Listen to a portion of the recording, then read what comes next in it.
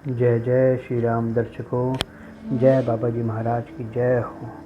आज का विषय अति महत्वपूर्ण है, गुरु कृपा, गुरु महिमा और गुरु का महत्व क्या है। आज हम इसी विषय पर चर्चा करेंगे। गुरु शिष्य परंपरा में पुराणों से लेकर अभी तक गुरु की महिमा का बखान करते करते लोग थक गए हैं, लेकिन गुरु की महिमा का बखान अभी तक कोई कर ही नहीं पाया है। गुरु के महत्व को जितना बताया जाए उतना कम है। गुरु ब्रह्मा विष्णु महेश से भी ऊपर इनका स्थान बताया गया है। ये त्रिदेवों से ऊपर माने जाते हैं। आपके गुरु कोई भी हो, वो ईश्वर से ऊपर है, क्योंकि वही ईश्वर का मार्ग दिखा सकते हैं, सत्य का मार्ग दिखा सकते हैं। अंधकार से प्रकाश की ओर ले जाने वाले गुरु ही हैं जो सत्य का मार्ग दिखाते हैं।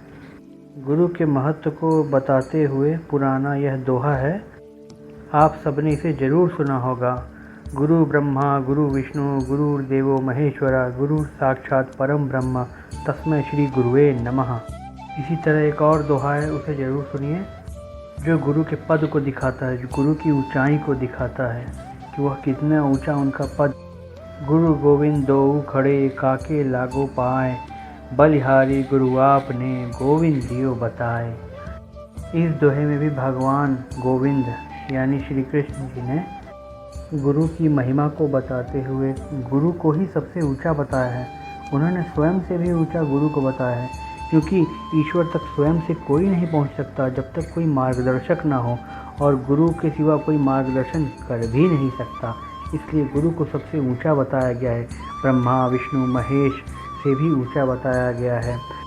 माता पिता से भी ऊंचा बताया गया है, क्योंकि माता पिता पालन पोषण कर सकते हैं, जन्म दे सकते हैं, लेकिन गुरु तो नया जीवन देते हैं, और जीवन देने के साथ ही ईश्वर का मार्ग भी दिखाते हैं और उद्धार का द्वार खोल देते हैं।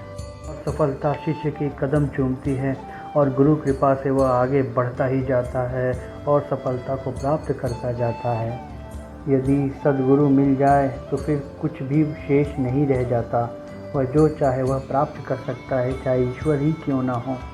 पर सद्गुरु का मिलना बहुत कठिन है। सच्चा गुरु, निश्चल गुरु का मिलना आज के समय में बहुत कठिन है, लेकिन निरंतर उनकी खोज करते रहना चाहिए। हो सकता है कभी वो मिल जाए, कहीं मिल जाए, लेकिन आज के ज़्यादातर गुरु अपनी ही पूजा कराते हैं। लॉकेट पहना देंगे, अपनी चालीसा दे देंगे और अपनी पुस्तकें दे देंगे, अपनी पूजा कराएंगे, अपना ही सुमिरन, अपना ही जाप, अपना ही स्मरण करवाते रहेंगे। जबकि सच्चे गुरु का काम है ईश्वर का मार्ग दिखाना, ना कि स्वयं की पूजा कराना। जो गुरु वैसा करता है वह निश्चय ही बहुत बड़ा पाप करता है, क्योंकि कोई भी मनुष्य शरीर रूप धारण करके स्वयं की पूजा नहीं करा सकता। यह पाप है। आप मुझे स्वयं बताइए, श्री राम जी के गुरु, कुल गुरु जो थे, ब्रह्म ऋषि वशिष्ठ थे, क्या उन्होंने अपनी पूजा कभी कराई? कभी नहीं। उनके आश्रम में उन्होंने शंकर जी की पूजा कराई, विष्णु जी की पूजा कराई, सभी देवी देवताओं की पूजा कराई, लेकिन अपनी पूजा स्वयं नहीं कराई। लेकिन ये आज के गुरु कैसे हैं? ये तो दान भी लेते हैं, अपना लॉकेट भी देते हैं, पुस्तकें भी पढ़वाते हैं, अपनी पूजा भी करवाते हैं, अपनी सेवा भी अपनी करवाते हैं, लेकिन ईश्वर का मार्ग नहीं दिखाते, उद्धार का मार्ग नहीं दिखाते। यह धोखा नहीं है तो और क्या है? सद्गुरु ऐसा नहीं करते, वह अपनी पूजा नहीं कराते, वो सदैव ईश्वर की ही पूजा कराते हैं, उन्हीं में ही ध्यान लगाने को कहते हैं, बल्कि रास्ता भी दिखाते हैं और विधि भी बताते हैं। पर आज के ठग गुरुओं से सावधान रहिए, यह बस आपको लूटेंगे और उसके बाद आपको छोड़ देंगे। ऐसे धूर्त गुरुओं से हमें बच के रहना चाहिए। आज के ज़माने में यह कलयुग है, यहाँ सच्चे गुरु मिल पाना बहुत कठिन है, जो अपना स्वार्थ सिद्धि न करें, जो आपकी भलाई के लिए आपको सच्चा मार्ग दिखाएं, ईश्वर का मार्ग दिखाएं, भक्ति का मार्ग दिखाएं। जितना एक अच्छे शिष्य को एक अच्छे गुरु की तलाश रहती है, उससे कहीं ज़्यादा एक अच्छे गुरु को एक अच्छे शिष्य की तलाश रहती है।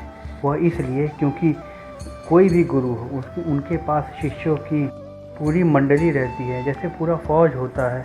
प्रतिदिन नए नए व्यक्ति आते हैं और वह गुरु कृपा प्राप्त करना चाहते हैं, लेकिन गुरु उनमें से कुछ ही को ही चुनता है जो अपने शिष्य बनाने लायक हो सकते हैं, और उनमें भी वह श्रेष्ठ को चुनना चाहता है जिसे वह अपना उत्तराधिकारी बना सके, लेकिन सब श्रेष्ठ उत्तराधिकारी नहीं बन सकते।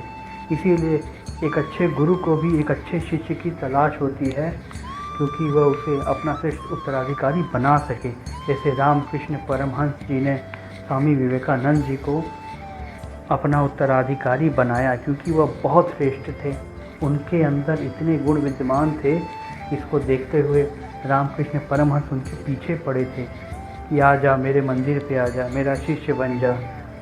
और रामकृष्ण परमहंस से स्वामी विवेकानंद हमेशा भागते थे। वह सोचते थे ये पागल हैं, लेकिन ऐसा नहीं था। बाद में उन्हें सत्य का पता चला तो उन दोनों लोग में इतना प्रेम था कि उसे बताया नहीं जा सकता था।